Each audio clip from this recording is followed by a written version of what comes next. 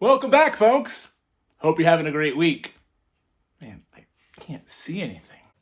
Why did my hair get all spiky? Think I've been watching too many videos. Anyway, first of all, thank you for everybody who's been supporting kind of the new format for the channel.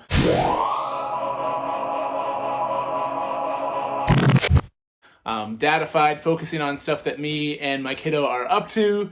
And we noticed there's been a lot of traction on our adventures in train stuff, which is fine with me because I've been doing this stuff for a long time. I got started with G-scale trains, Garden Railroad, with my dad.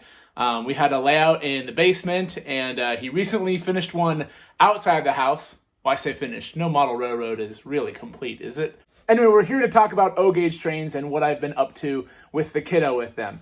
He's enjoying it all anyways, but I've kind of put my own kind of spin on things with a bit of a strategy in place as well. And the first is I have purposely been focusing on the good old Union Pacific because it's here in town and we go to museums and we see them, at the railroad crossings, and there's Union Station here and a big boy that greets people as they enter town. So it's kind of impossible not to start with that, at least as a focus. But also, thankfully for me and for my wallet, all of this stuff is on the used market. So this is the Secondhand Overland, and we've been having tons of fun with it. Another element that has helped keep things a little bit more, wallet friendly, not only being secondhand, is also not going full modern scale, 1/48 scale, vision line, super expensive stuff. Not only, again, is this secondhand, but this is also considered semi-scale or semiscale or whatever you want to call it.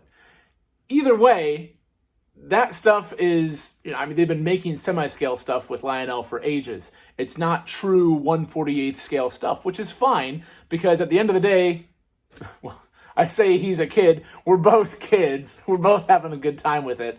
It also opens up a lot more options with what we can do in terms of what's available. And I've really kind of come into this, modern versus vintage kind of trains. All of your older stuff is semi-scale, and as a result, much more cost-effective to start off with because we are just starting. We're still on the carpet. Don't worry, we're getting there. On the vintage side, you lose a lot of control elements, and that's something that my son has really enjoyed, and I've been doing a lot of stuff with Lion Chief with him. These Lion Chief remotes are super easy for him to use. He can make them go forward and back, press some buttons for sounds and everything, and it's just a click switch to get these things running. And that makes it accessible and easy for him to use, but it also means that it can work on pretty much anything. Lion Chief is super adaptable. As long as you have power to a track, Lion Chief will work. And in fact, a lot of the Lion Chief sets come with DC power supplies, which will make a lot of, old school Lionel faithfuls cringe because AC has kind of been where the power has been for that. But these engines can run on DC or AC. I've got a separate loop that he does Lion Chief only on, and that has made it easier for him to use. It's less complex. He's got his own switch, having a good old time with that. But Lion Chief has been a lot of fun to integrate with some of our more advanced control stuff. This 1990s looking cell phone gigantic brick thing is TMCC, or Train Master Control.